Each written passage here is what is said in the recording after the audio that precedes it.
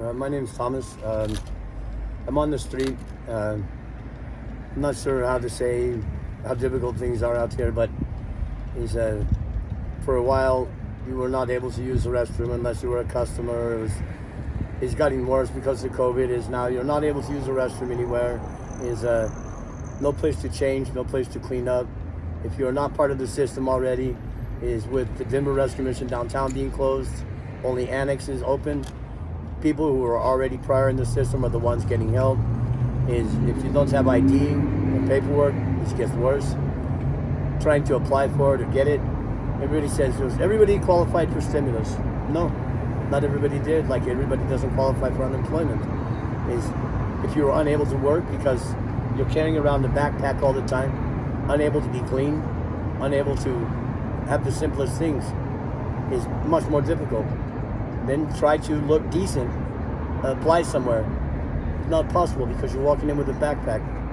It's honestly is a stigma that you can't imagine how identifying it is, or to have the simplest person who you are, say, pardon me, asking for the time and you don't get a response. Is pretending you don't exist, or you're not there. Is I would like to say this to everybody who's listening or watching this. You'll make no doubt about it. His life can change in the blink of an eye. Status is something that is a made-up thing. There's no chance that anything will ever happen to me. Is just not true. I plan for it. I work hard. I make sure that won't happen to me. Also, untrue. Again, life can change in the blink of an eye. Is the words "there, but for the grace of God go I" should ring hard in everyone's ear. The next time you look past a person who is on the street carrying a backpack and avoid them, you don't even notice their face. I want you to keep in mind, could have been Jesus Christ, or could have been your uncle or your aunt, who you hadn't seen, and so you didn't know you were passing an own family member by. Not everybody on the street is a drug addict or a drunk. Not everybody is out here for the same reason. It's because we are all human beings, all different people. Everyone who is out on the street is not all by choice. And the thing that people think is they make more money than I do. I'll let you know something. The inability to hold the staples of commodities, things like milk and bread and cereal, because as if you have to carry everything you've got everywhere, no place to refrigerate it, no place to hold the food, no place to cook it. Do you suppose that it's actually more expensive? Because it is. Probably 3 or 4 times more expensive for a person who is on the street to survive. It's having to eat out of trash cans. It's having people stop to shudder and say, that's disgusting. He's wrong. A person who has lived with a Christian heart, I don't care if you believe in Allah, God, Vishnu, it doesn't matter. Here's what matters. The man you are looking at is a man, a human being. For those of you that are animal lovers, please make no mistake. I love animals too, but I love my fellow human being more.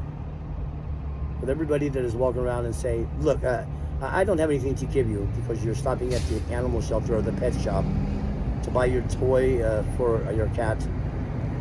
Is the man you are passed by as you do that is losing his dignity systematically.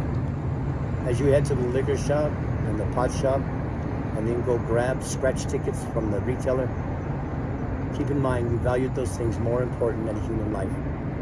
It's not proper.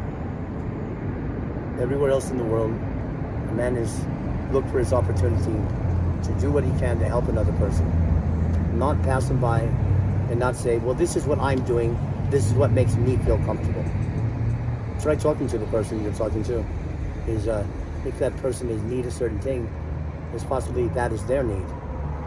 That handing them a granola bar in a bag with a thing that says God bless you is quite undignifying in this much. You just gave a granola bar to a man who has no teeth. How's he going to chew it? You've handed a pack of donuts because you went inside and did not ask the person what they wanted or needed. You decided this is what I'm getting for you. You gave it to a diabetic. It seems that a man in the desert does not need a steak, he needs a bottle of water. And a man who has been starving to death does not need a steak, he needs a staple of life. Also, A man who's freezing to death doesn't necessarily always need a coat. He needs a place to stay.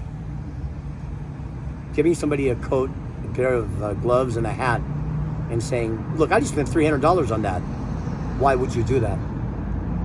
Get off the credit and get on to doing something for the one person you're talking to. I'll tell you this, I'm not a religious person, but I am a man of faith. Christ was a man of a one-man kind of guy. He was a one-at-a-timer.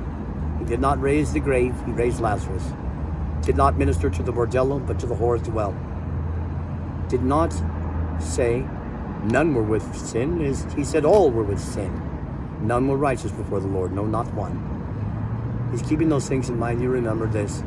Is my parting words. Lord said, least of these things you do unto my children, you do also unto me. Keeping that in mind, the Lord has asked you to come back to his fold. As if this is my opportunity to do something decent as this. God loves you and misses you. Wants you to share your life with others and wants you to remember why we're here. Why we're here is to share and help each other. Please keep that in mind as you look at this.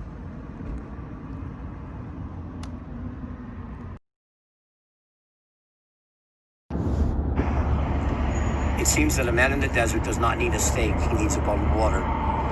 And a man who has been starving to death does not need a steak, he needs a staple of life. Also, a man who's freezing to death doesn't necessarily always need a coat. He needs a place to stay.